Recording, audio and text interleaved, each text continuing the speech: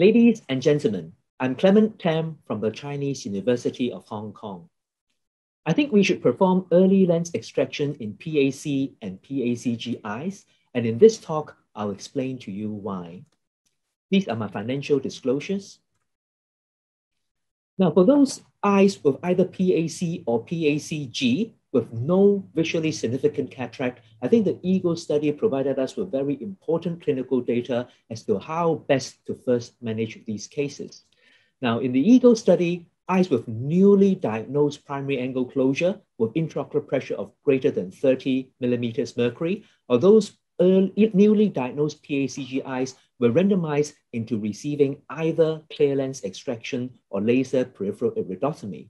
And in this slide, I've summarized the inclusion and exclusion criteria for you, and I would like to bring your attention to those important items in red, including the age being 50 or above. All these eyes were newly diagnosed with no prior laser peripheral iridotomy, and also the fact that advanced glaucomatous optic neuropathy were excluded. And so we have to be very careful not to over-extrapolate the conclusions from this study to those eyes that do not fall within these recruitment criteria. The results from this study shows us that clear lens extraction provided better quality of life to patients as compared to laser peripheral iridotomy. And furthermore, clear lens extraction also resulted in lower intraocular pressure at 36 months compared with baseline. Significantly fewer participants in the clear lens extraction treatment group needed any further treatments to control IOP as compared to laser peripheral iridotomy. So from the EAGLE study, we were able to conclude that for patients with newly diagnosed PAC and PACG without visually significant cataract, initial treatment with clear lens extraction is superior to laser iridotomy plus medical treatment. Furthermore, clear lens extraction is also associated with better overall cost effectiveness. Now, lens extraction is therefore often the first intervention of choice in PACD, especially when visually significant cataract is present, and also when the lens is considered a major contributing factor to angle closure and intraocular pressure reduction is deemed to be required.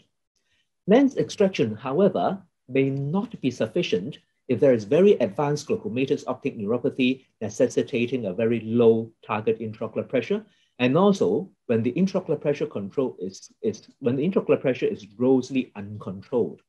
For example, when intraocular pressure is very high or there is a very high dependence on glaucoma drugs. Now, under those circumstances, we may have to combine the lens extraction with other surgical interventions. And this chart here demonstrates to you my own personal lens extraction treatment spectrum. On the left-hand side is phacoemulsification. And if you need more IOP reduction, then you can, for I myself at least, I would consider phaco-endoscopic cyclophotocoagulation combined. And then finally, I may consider combined phacotrabeculectomy if ultimate IOP lowering has to be considered. Of course, as you move from left to right, there's also increasing surgical invasiveness as well as increasing surgical risk and also surgical time as we move from left to right. Now, this table here attempts to compare these three surgical interventions in PACG eyes. Of course, I have to stress that this is not entirely a scientific comparison as the data is being pulled together from two independent and separate randomized control trials. But at least I think that this can give you a rough idea as to how these three procedures compared in terms of IOP reduction, in terms of drug reduction, in terms of surgical complications, as well as the need for additional surgical interventions within 2 years after surgery. We can see that phacoemulsification alone provides about 21% of IOP reduction. Combined phaco-ECP provided about 27% IOP reduction, while phacotrabeculectomy provided over 40% IOP reduction. And once again, for drug reduction, you see that there's an increasing effectiveness in lowering the requirement for glaucoma drugs as we move from phacoemulsification to phaco-ECP to phacotrabeculectomy. Phacotrabeculectomy is, of course, associated with greater risk of surgical complications, both intraoperatively and postoperatively. while phacoemulsification alone is associated with more additional requirement for surgical intervention for lowering IOP within the 2 years of follow-up.